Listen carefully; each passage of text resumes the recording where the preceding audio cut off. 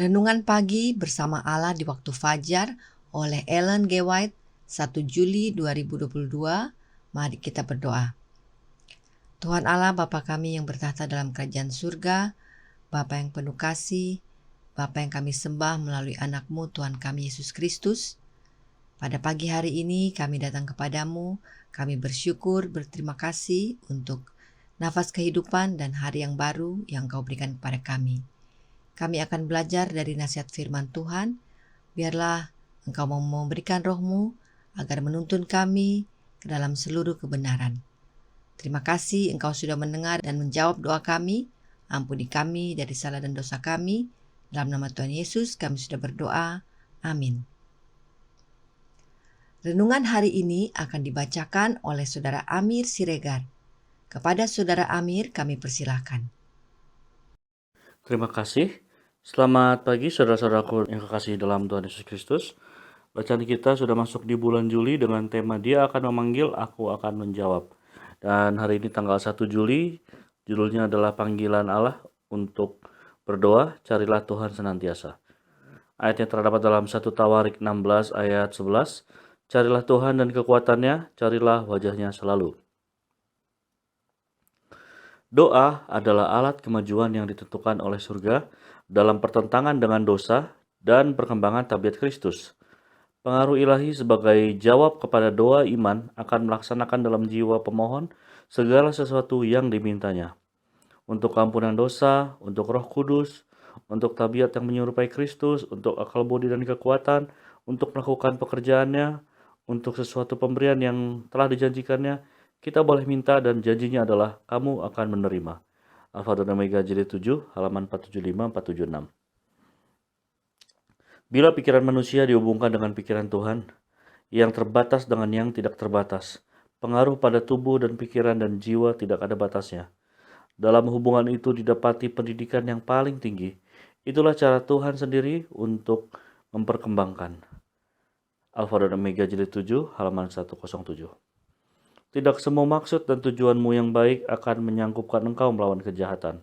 Engkau harus menjadi pria dan wanita yang penuh dengan doa.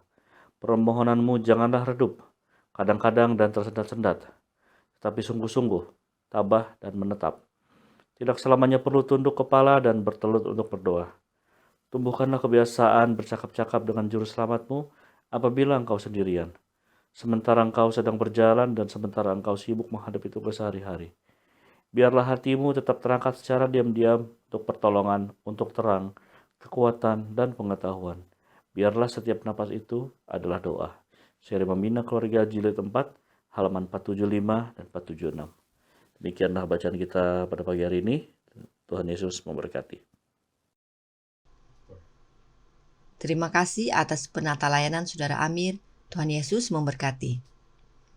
Selamat pagi saudaraku dalam Tuhan. Pada waktu Tuhan Yesus hidup di dunia ini, Dia mengajarkan murid-muridnya bagaimana untuk berdoa. Roh Nubuat berkata, ketika Yesus masih berada di atas dunia ini, diajarnya muridnya bagaimana cara berdoa.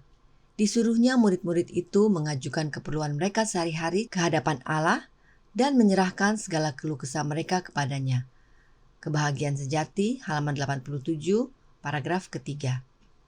Yesus mengajar murid-muridnya untuk berdoa dan disuruhnya mereka mengajukan keperluan mereka sehari-hari di hadapan Allah. Siapakah Allah yang Yesus maksudkan? Masih dalam buku yang sama, pasal yang sama dan halaman yang sama, Roh Nubuat menyatakan,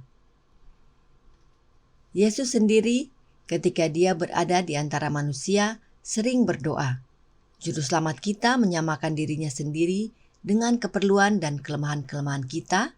Dengan demikian, Dia menjadi seorang pemohon, mencari kekuatan dari Bapanya, supaya Dia dapat muncul dengan kekuatan menghadapi tugas dan pencobaan. Allah yang Yesus maksudkan adalah Bapanya yang di surga. Sebab demikianlah Yesus berdoa. Dia berdoa kepada Bapanya. Yesus memohon kepada Bapanya kekuatan untuk menghadapi tugas dan pencobaan. Dalam penjelasan lainnya, Roh Nubuat berkata, tetapi di sini Kristus mengakui Allah sebagai Bapanya dan dengan keyakinan yang sempurna menyatakan bahwa ialah anak Allah. Kerinduan Segala Zaman jilid 2 halaman 154 paragraf ketiga. Karenanya jelas bahwa Allah yang Yesus maksudkan adalah Bapanya, dan kepada Bapalah kita berdoa.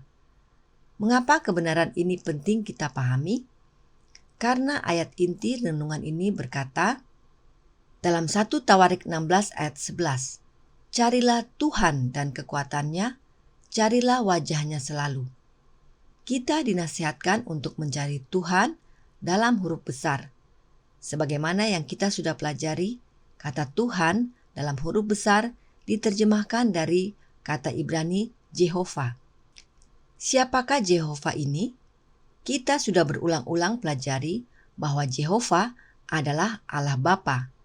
Baik Alkitab dan Roh Nubuat dengan jelas menyatakan bahwa Jehovah adalah Allah Bapa. Mari kita baca salah satu kutipan Roh Nubuat yang menjelaskan tentang siapa Jehovah. Pada pembaptisan Juru Selamat, setan mendengar suara Jehovah bersaksi tentang keilahian Yesus. Sekarang Yesus telah datang yang serupa dengan daging yang dikuasai dosa karena dosa. Roma 8 ayat 3. Bapa sendiri yang berbicara. From the Heaven with Love, halaman 70, paragraf kelima. Pada waktu Yesus dibaptiskan, ada suara yang berbicara dan hanya satu suara yang berbicara, yaitu suara Jehovah. Dan dia adalah Bapa. Sebab hanya satu suara yang berbicara. Karenanya, Jehovah dan Bapa adalah satu oknum yang sama. Karenanya saat Alkitab berkata, carilah Tuhan atau Jehovah dan kekuatannya, carilah wajahnya selalu. Carilah Tuhan, maka itu sama dengan carilah Allah Bapa. Dan inilah pentingnya kita berdoa. Kita berdoa kepada Bapa kita yang di surga. Apa yang kita minta dalam doa kita kepada Bapa? Renungan hari ini berkata, untuk keampunan dosa, untuk Roh Kudus, untuk tabiat yang menyerupai Kristus, untuk akal budi dan kekuatan untuk melakukan pekerjaannya, untuk sesuatu pemberian yang telah dijanjikan, kita boleh minta. Dan janjinya adalah, kamu akan menerima. Bersama Allah di waktu fajar, halaman 203, paragraf pertama. Oleh karenanya, kita harus menjadi pria dan wanita yang penuh dengan doa. Sungguh-sungguh dalam memohon. Dan tidak selamanya perlu tunduk kepala dan bertelut untuk berdoa. Tumbuhkanlah kebiasaan bercakap-cakap dengan juru selamatmu apabila engkau sendirian, sementara engkau sedang berjalan, dan sementara engkau sibuk menghadapi tugas sehari-hari. Bersama Allah di waktu fajar, halaman 203, paragraf ketiga. Ini nasihat yang perlu kita semua ketahui. Sebab banyak umat Allah yang merasa kalau berdoa harus selamanya bertelut. Tidak demikian. Kita bisa berbicara dengan Yesus layaknya kepada seorang sahabat. Lalu mengapa kita dinasihatkan untuk mencari Allah Bapa melalui doa, tetapi kita bercakap-cakap dengan Yesus? Karena dalam Yohanes 14 ayat 6 berkata, kata Yesus kepadanya, akulah jalan dan kebenaran dan hidup. Tidak ada seorang pun yang datang kepada Bapa kalau tidak melalui aku. Hanya satu jalan kepada Bapa, yaitu Yesus Kristus. Dan dalam 1 Yohanes 2 ayat 1, anak-anakku, hal-hal ini kutuliskan kepada kamu, supaya kamu jangan berbuat dosa. Namun jika seorang berbuat dosa, kita mempunyai seorang pengantara kepada Bapa, yaitu Yesus Kristus yang adil. Karenanya, carilah Allah Bapa melalui anaknya, yaitu Yesus Kristus. Tuhan memberkati, saya bawa dalam nama Yesus, amin. Mari kita berdoa.